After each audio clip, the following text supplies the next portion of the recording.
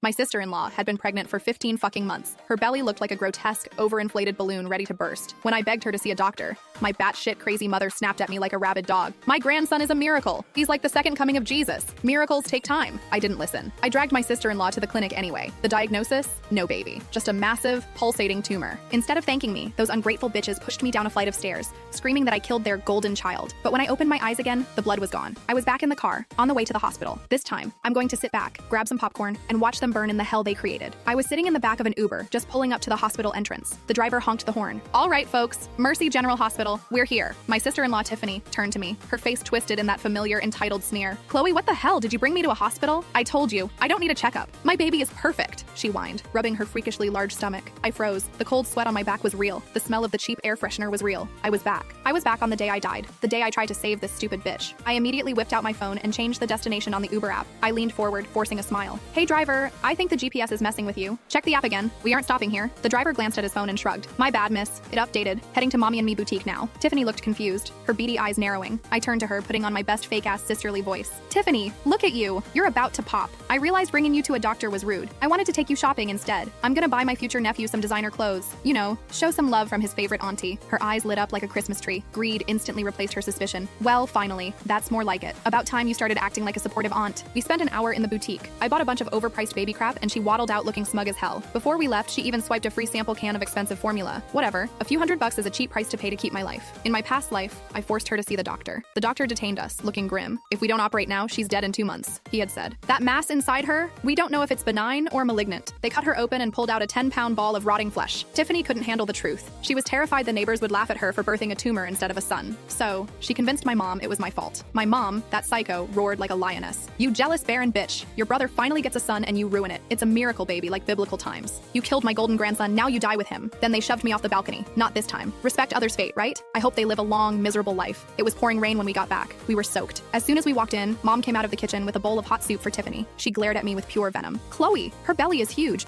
Why did you drag her out in this weather? If anything happens to my grandson, I will skin you alive. My brother Travis rushed over with a towel to dry Tiffany's hair. He was practically drooling over her stomach, adding fuel to the fire. Chloe, just because you can't lay an egg doesn't mean you should crack ours. Well, Travis was technically right. Tiffany was carrying an egg, a literal meat egg. I've been married 3 years, but I wanted to focus on my career. In my last life, my husband Ethan suffered the most. After Tiffany hacked me to death, Ethan took care of my family out of guilt. He even signed over our 3 rental properties to them. He didn't know the murderers were sleeping in his guest room. Eventually, they killed him too. To Mom and Travis, Tiffany's belly was the holy grail. Mom spent her mornings at church and her nights burning sage and praying to weird statues. Before dinner, she'd chant, "Lord, please protect the heir of our family." Then she'd look at Tiffany like a prize pig. See, Tiffany? If I didn't pray every day, you wouldn't be this big this fast. In the past, I tried to tell Mom that a